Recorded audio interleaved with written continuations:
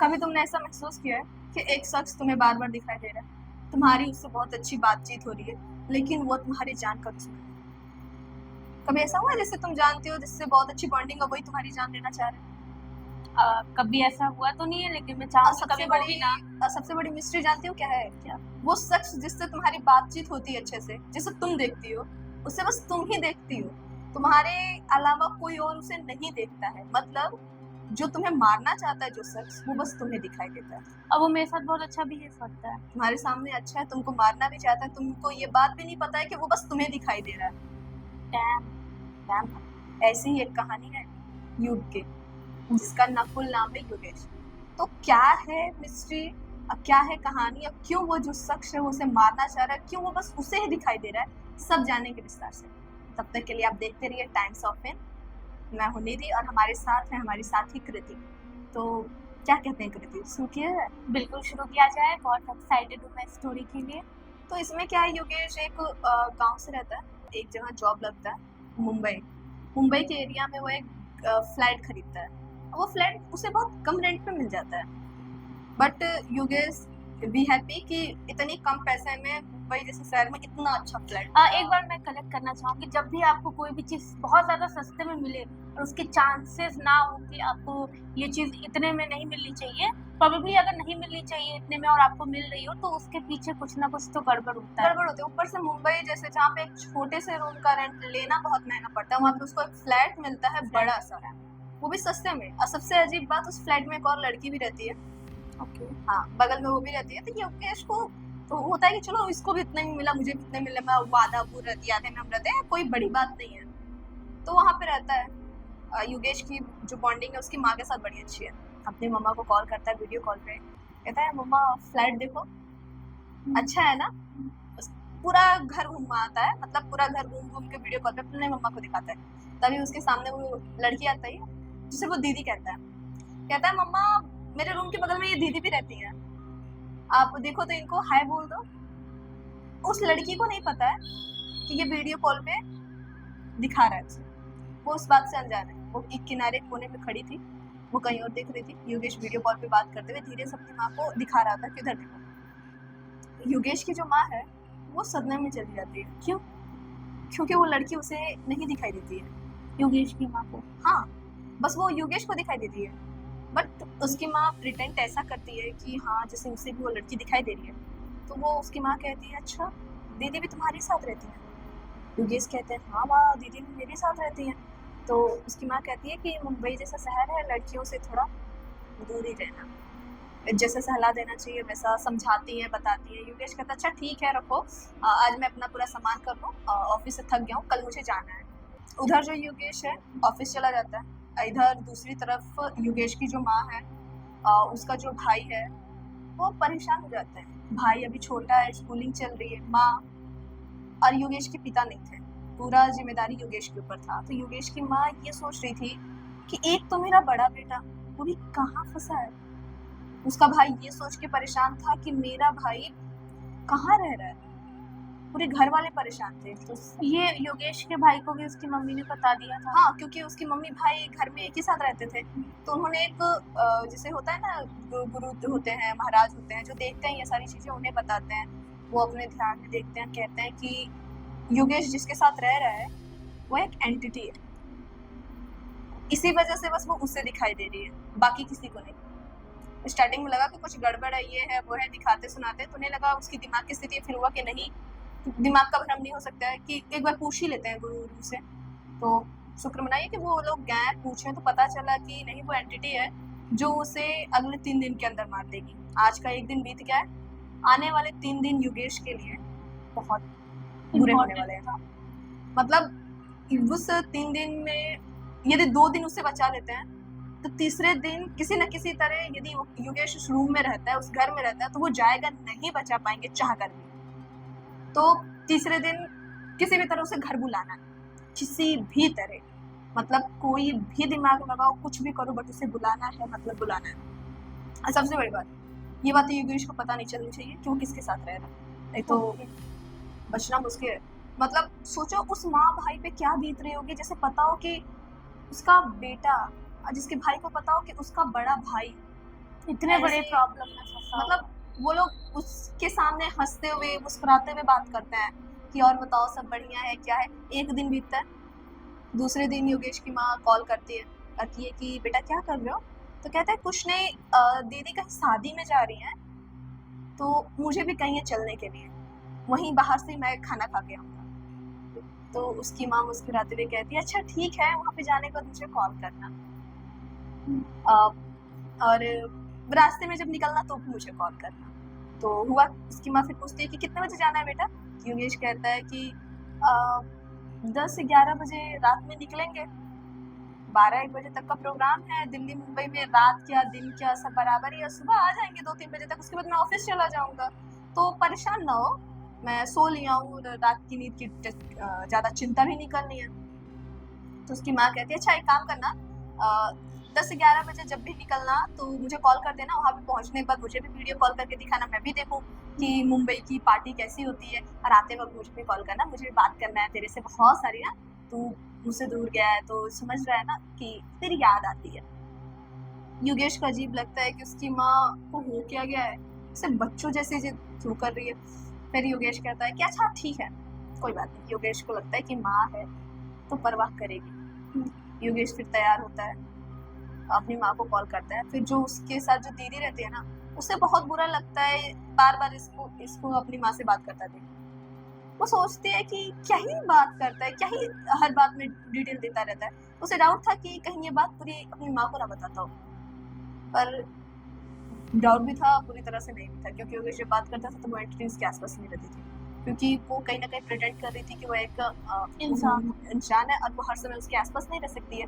तो योगेश यही सारी बातें करता है। उसके बाद योगेश जब पार्टी में पहुंचता है, अपनी माँ को कॉल करते हुए कहता है माँ देखो यहाँ पे ये सारी चीजें हैं, ये लोग डांस कर रहे हैं, ये गा रहे हैं, वीडियो कॉल पे चारों तरफ घूम के दिखाते हैं।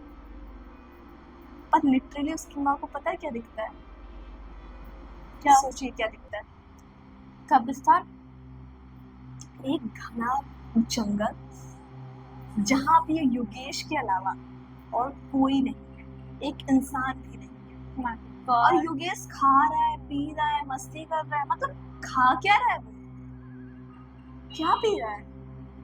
वही तो, जंगल के बीच कितने सारे लोग उसे दिखाई दे रहे हैं, वो पार्टी में मिल रहा है, लोगों से बात कर रहा है, वहाँ पे वो दीदी भी है। मतलब उसके अगल बगल जितने भी होंगे वो एंटिटीज हो और नॉर्मल है कि मतलब कोई भी एक शख्स उसकी माँ को नहीं दिखाई देता है। उसकी माँ को दिखाई देता है तो बस ये कि उसका बेटा एक घने जंगल में है, जो कि कह सकते हैं कि कुछ कब्रिस्तान जैसा ही या घना जंगल हो जिसमें लोगों को अक्सर मार के गाड़ के फेंक दिया जाता है, जिनकी लाशें तक ना मिलती हैं, ऐसा कुछ जंगल। ऐसे जंगल में वो एक एंटिटी के साथ में पार्टी कर रहा है।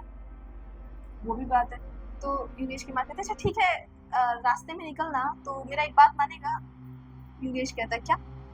अपनी दीदी से कह देना वो आगे चले और तू पीछे चल। तो योगेश कहता है ऐसा क्यों? तो उसकी माँ कहती है कि तो यहाँ आया है, पार्टी कर रहा है, 12-1 बजे यहाँ से निकलेगा, इतनी रात में लड़की तेरे पीछे चल रही है, कोई किडनैप कर लिया, कोई कुछ कर लिया तो तुझे पता चलेगा?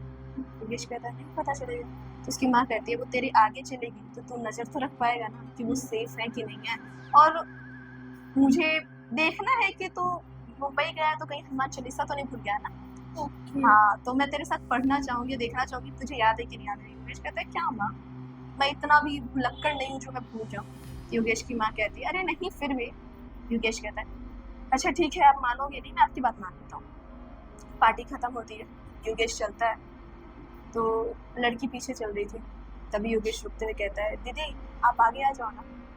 लड़की उसे घूरती है, कुछ नहीं बोलती है, आगे चली जाती है। वो लड़की जैसे ही आगे जाती है वैसे ही योगेश अपनी माँ को कॉल करता है, कहता है माँ आपने जैसा कहा था मैंने वैसा कर दिया, दीदी आ गई है। तो उसकी माँ कहती है 2 मिनट रुक सकता है? योगेश कहता है क्यों? कहती है जरा सुंदरकांड स्टार्ट करते हैं, बस 2 सर्ग गाएंगे, मतलब 1 से 2 लाइन पढ़ेंगे सुंदरकांड का, उसके बाद तू चलते रहना। योगेश कहता है आप बच्चों जैसे जिद क्यों कर रही हो, क्या बचपना लगा के रखा है आपने, ये तो कभी वो तो कभी ऐसे कभी वैसे। उसकी माँ कहती है मान लेना बात, परेशान क्यों करता है इतना। योगेश कहता अच्छा ठीक है। योगेश पढ़ने लगता है, चलने लगता है अपनी माँ के साथ। जो आगे एंटिटी थी उसे बहुत अजीब सा लगता है, वो गायब हो जाती है। फिर उसकी माँ जब खत्म होता है पूरा हनुमान चालीसा, उसकी माँ कहती है तू कहाँ है? योगेश कहता है मैं तो घर पे आ गया। उसकी माँ कहती है दीदी, कह रहा वो दिखाई नहीं दे रही है, लगता है वो सो गई है आके घर, मेरे से आगे ही चल रही थी, बाद में मुझे दिखाई नहीं दी तो मुझे लगा बगल में ही है, आके सो गई होंगी। योगेश की माँ कहती है अच्छा ठीक है, एक बात सुन। योगेश कहता है अब क्या है माँ? योगेश की माँ कहती है कल एक आदमी जा रहा है तेरे पास, उसको तू अपने 2-4 कपड़े अपने पास रखना, बाकी कपड़े सामान उसको भेज दे। तो योगेश पूछता है ऐसा क्यों? कह रहा है, उसकी माँ कहती है कि एक पूजा करवा रहे हैं घर पे जिसमें तेरे सारे कपड़े मंगाए गए हैं, 3 दिन बाद तुझे सारा का सारा कपड़ा भिजवा दूंगी दोबारा, पहले तू भेज देना, बस 1 से 2 सेट अपने पास रखना तैयार होने के लिए, बाकी सारा तू भिजवा दे। योगेश को अजीब लगता है पर कोई बात नहीं। दूसरे दिन जब सुबह होता है तो वो इंसान आता है, योगेश की माँ फोन करते है, वो पूरा कपड़ा योगेश को दे देता है।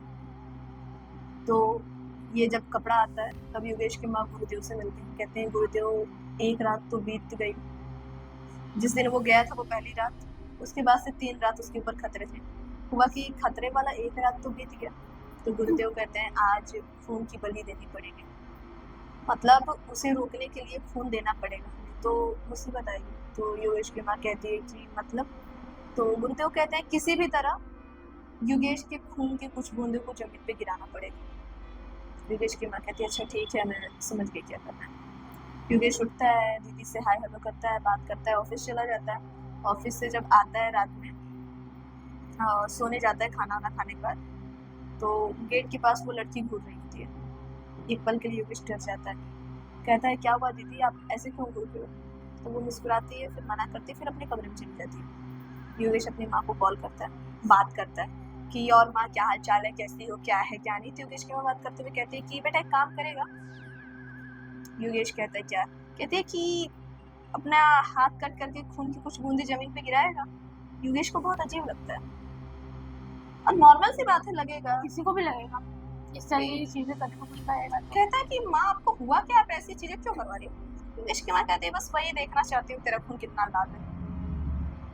योगेश को हंसी आ जाती है, कहता है कि मेरी माँ कैसे बचकानों वाली हरकतें कर रही है, ये कौन सी बात है कि हाथ काट के दिखाओ, मैं भी पता करूं कि खून कितना लाल है कि नहीं है, कि कैसा है कैसा नहीं। योगेश कहता है क्या माँ? योगेश की माँ बार बार जिद करती है कि मतलब हाथ कट कर। योगेश कहता है अच्छा ठीक है। योगेश लेता है, थोड़ा सा कट करता है, 2-3-4 बूंद गिरती है जमीन पर, उसके बाद करता है, फिर सो जाता है। और फिर जब उसकी नींद खुलती है सुबह तो वो शॉक हो जाता है। क्यों? क्योंकि नीचे दीदी थी। नीचे दीदी थी मतलब जहाँ वो खून गिराया था वहाँ पे वो दीदी थी, उनके बाल आगे गिरे हुए थे। योगेश हड़बड़ी में बैठते हुए कहता है कि दीदी आप ये क्या कर रहे हो? और फिर वो देखता है कि जो कट लगा था उसकी माँ की वजह से हाथों पे, वो खून साफ हो गया। कहता है अच्छा दीदी आप साफ कर रहे हो, मैं उठ के करने ही वाला था। वो उठती है, चली जाती है अपने कमरे में। योगेश आश्चर्य पड़ जाता है कि हुआ क्या था। 2 दिन बीत गए थे, आज तीसरा दिन था, मतलब आज किसी भी तरह उसे वहां से निकलना था। योगेश की माँ योगेश को कॉल करते हुए कहती है कि लावा ये इलायची, मरीच, कपूर, अगरबत्ती, ये सारा सामान लेके तू घर आएगा। योगेश कहता है कि कर क्या रहे हो और क्यों इन सब चीज़ों की जरूरत पड़ती है? योगेश की माँ कहती अर्जेंट है, तू आ जा, पूजा पाठ हो रहा है, रिश्तेदार इकट्ठा में सब तेरे बारे में पूछ रहा है, तो कैसा लगेगा मैं भी कहूँ कि मेरा बड़ा बेटा नहीं है। तो योगेश कहते क्या करती रहती हो? योगेश की माँ कहती आ जाना और एक काम करना, 1 किलो मीट खरीद लेना। पूजा में मीट? योगेश वही कहता है कि पूजा में और मीट? तो उसकी माँ कहती है कुछ लोग हैं खाने वाले। योगेश कहता है बट हम लोग तो वेजिटेरियन है, मीट उठ नहीं खाते, तो हम लोग क्यों बनाएंगे? योगेश की माँ कहती है अरे यार गांव वाले हैं, लोग हैं, सोचना पड़ता है।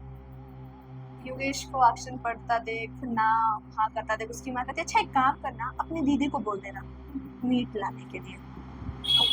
हाँ वो ला के दे देंगे तो तू लेके आ जाना, तब तक तू जा मार्केट से ये सारा सामान खरीद के आ जा। और योगेश सारा सामान खरीदता है, खरीद के ला के रखता है। तो उसकी माँ कहती है कि तू दीदी को बोल दे अब मीट लाने के लिए। योगेश कहता है दीदी आप 1 केजी मीट ला दोगे? वो लड़की उसे घूरती है, फिर बाहर चली जाती है। उसकी माँ कहती है फिर कि क्या हुआ? योगेश कहता है दीदी बाहर है। तो उसकी माँ कहती है कि फटाफट कपूर वपूर जला और जो भी तेरे कपड़े हैं बैग में पैक कर, बाहर टैक्सी है, भेजा गया है, अब बैठ, अब तुरंत निकल। योगेश कहता है क्यों, हुआ क्या? योगेश की माँ कहती है तुरंत निकल, मतलब 2 मिनट के अंदर फटाफट निकल। जो भी बाहर एक तो तेरे कपड़े हैं, क्योंकि सारा कपड़ा आ गया है घर पे, सारा सामान आ गया है, जो तू पहना है और जो तू 1-2 सेट बाकी है उन्हें फटाफट रख, तब तक मैं कॉल पे हूँ, और निकल। योगेश जैसे ही कपड़ा लेके गाड़ी में बैठता है, उसकी माँ कहती है कि योगेश अपनी माँ से पूछता है कि क्या हुआ, आप ऐसे अचानक से क्यों मुझे चल निकलने के लिए बोले? दीदी तो अभी मीट लेने ही गई हैं। तब तक गाड़ी स्टार्ट हो जाती है। उसकी माँ कहती है वो दीदी नहीं है, वो एंटिटी है। योगेश कहता है क्या एंटिटी है? और तभी योगेश कहता है नहीं ऐसा नहीं। तभी वो पीछे मुड़ता है और पीछे जो कांच होता है उससे देखता है कि वो जो दीदी है उसकी, वो घर से बाहर निकल रही थी। कि योगेश के सामने तो वो मार्केट में गई थी मीट लाने, मतलब वो मार्केट में गई ही नहीं थी मीट लाने, तो कहाँ पे थी? घर में ही थी। वो एंटिटी है, वो घर से बाहर नहीं गई। वो योगेश को दिखी बाहर जाते हुए, लेकिन वो बाहर नहीं गई थी। ओके। वो अजीब तरह से योगेश को घूर रही थी गुस्से में। ये देख योगेश की हालत खराब। योगेश को रियलाइज हो गया वो एंटिटी है। अब उसकी फोन पे मम्मी बता रही थी यही सारी चीजें, और वो देख भी नहीं आंखों से, और उनके हाथों में मीट वूट ऐसा कुछ था नहीं, बस गुस्से से उसे घूर रही थी। अब बाहर गई भी नहीं थी, अंदर ही थी। और उसके बाद उसकी मम्मी सारी बातें बता देती हैं कि ऐसा ऐसा है। योगेश को समझ में आता है। जब योगेश घर जाता है तो उसको पूरा ये नहलाते हैं लोग। ये गांव में होता है, दूर दूर पूरा श्राप करवाया जाता है कि जो भी हो वो दूर हट जाए। उसके बाद उसे पूजा पाठ में बैठाते हैं गुरुदेव का। तो पता चलता है कि वो आई नहीं थी, बट उसके कुछ अंश थे जो योगेश के ऊपर थे, क्योंकि योगेश उनके साथ रह रहा था, खाना पीना घूमना सब था। तो कहीं ना कहीं उसका इफेक्ट योगेश के ऊपर पड़ा था। उसके बाद वो गुरुदेव कहते हैं कि माँ है जो बचा लिया, नहीं तो उसका बचना मुश्किल नहीं था, क्योंकि वो एंटिटी आज नहीं छोड़ती। और बेटे का प्यार था जो अपनी माँ की बात को मना नहीं कर पाए, आ गया बिना कोई सवाल जवाब किए। जो उसकी माँ कहती थी वो करता था। यही था टोटली मिला जुला के योगेश का पूजा पाठ होता है। बट पूजा पाठ के बाद गुरुदेव उसको कुछ रक्षा सूत्र और कुछ कलावा उलावा चाकू को पहनाते हैं। एक योगेश गलती करता है, फिर कपड़े छोड़ देता है। हाँ, एक कपड़े छोड़ देता है। नहीं, गलती ये करता है, सारा पूजा पाठ होने के बाद वो दोबारा मुंबई जाता है। तो जिस घर में उस एंटिटी के साथ रहता था वहां पे पहुंच जाता है, देखने के लिए कि वो जगह कैसी है। उसकी ये गलती उसके ऊपर भारी ये पड़ती है कि जो पूरा कलावा उलावा पंडित के पहनाया था वो कमजोर पड़ता है। मतलब अब योगेश की हालत ऐसी थी कि मतलब फिर से वो अपनी माँ को बताता है, फिर से वो सारी चीजें होती हैं। गुरुदेव बहुत गुस्सा भी करते हैं कि जब तुम्हें पता था कि तुम उस एंटिटी के साथ रह रहे हो तो दोबारा वहां पे क्या देखने गए थे? सही बात है। क्या जरूरत थी? तुम्हारे ऊपर उसका साया था, मतलब तुम्हें उस एरिया के आसपास से भी नहीं गुजरना था, तुम उस घर के सामने गए थे। ये बात सारी आती है, योगेश माफी मांगता है। होता है कि अब आजीवन जो योगेश है उसे बच के रहना पड़ेगा, नहीं तो इस प्रकार की चीजों का इफेक्ट उसके ऊपर तुरंत पड़ेगा, क्योंकि उसकी बॉडी कमजोर हो चुकी है अब। तो वो जितना ये शराब, अल्कोहल, मीट मांस खाने वाले लोग या वो सारी चीजें से दूर रहेगा, पूजा पाठ करेगा, अच्छे से आएगा जाएगा, और ऐसी जगह जहाँ पे एंटिटी का बुरा प्रभाव हो वहाँ पे खुद को सेफ करेगा तो सही है। मतलब कभी भी कोई भी एंटिटी उसके ऊपर हावी हो सकती है। उसकी बॉडी इतनी वीक हो चुकी है सिर्फ उसकी दूसरी गलती की वजह से, क्योंकि एक बार हटाया गया वो दोबारा चला गया, दोबारा वो चीजें उसके ऊपर हावी हुई, बट वो प्रोसेस दोबारा रिपीट नहीं हुआ, क्योंकि इस बार उसे सब पता था कि उसकी गलती है। वो जाके तुरंत ही उस चीज का जब उसे एहसास होता है कि उसके साथ फिर कुछ चीजें बुरी हो रही हैं कुछ, क्योंकि एक बार जब हम गलती कर देते हैं तो दोबारा हमें लगने लगता है कि हम गलत कर रहे हैं। तो थैंक गॉड कि वो दोबारा जाता है, मिलता है, बताता है कि ये सारी चीज़ें पहले भी हो चुकी हैं, फिर दोबारा मैं गया, फिर दोबारा मेरे साथ सेम चीज़ रिपीट हो रही है, सेम चीज़ें, कुछ अजीब सा लग रहा है, ऐसा है वैसा है, तो फिर से वही सारी चीज़ें होती हैं। फिर उसे स्ट्रिक्टली वार्निंग दिया जाता है कि आप ऐसी जगहों से दूर रहो, खाने पीने पे ध्यान दो, पूजा पाठ करो और दूरी रहो ऐसी सारी चीज़ों को, और दोबारा फिर वहाँ मत जाना। मतलब थैंक गॉड कि कम से कम उसकी समझ में ये बात आ जाती है लास्ट में, दूसरी गलती करने के बाद। तो ये थी स्टोरी आज की और मुझे पर्सनली बहुत अच्छी लगी। एक चीज़ मुझे डर लग रहा था जब आपने कहा कि एक गलती हो गई, इससे हो गई, मुझे लगा कि कोई ना कोई छोटा-सा रुमाल छोड़ दिया होगा उसने, हाँ। लेकिन ऐसा नहीं हुआ कुछ। लेकिन देखिए आप दूसरी गलती की वज़ह से जो है वो योगेश फिर से एक टाइप के डेंजर में पड़ जाते हैं कि अब आजीवन जो है उनकी बॉडी वीक हो गई है। हाँ, वो तो क्योंकि आपके शरीर में बार-बार एंटिटी आ रही है, छू के जा रही है, आ रही है, छू के जा रही है, तो कहीं न कहीं उसकी वजह से आपकी बॉडी वीक पड़ जाएगी। पड़ जाए। जिसकी वजह से आपका फिज़िकल हेल्थ भी सही नहीं रहेगा, मेंटली आप डिस्टर्ब रहोगे ही सही और ऐसी जगहों पे जाते हो तो प्रभाव बहुत तेज़ी से आपके ऊपर बहुत दिखेंगे। तेज़ी से पड़ता है। तो यदि आपसे गलती हुई है, तो गलती को दोबारा रिपीट नहीं करनी जैसा चाहिए। योगेश ने किया। और अगर आपके पास भी ऐसी स्टोरीज़ हो तो हमें बिल्कुल शेयर करिए, हम आपके थ्रू लोगों को शेयर करेंगे। तो ये थी एक बहुत ही हॉरिफाइंग स्टोरी जो कि निधि ने हमें सुनाई थी। आगे हम और भी ज़्यादा स्टोरीज़ लेकर आएँगे जो कि बहुत ज़्यादा चिलिंग होगी। तब तक के लिए देखते रहिए टाइम्स ऑफ हिंद। मैं थी कृति और ये मेरे साथ निधि।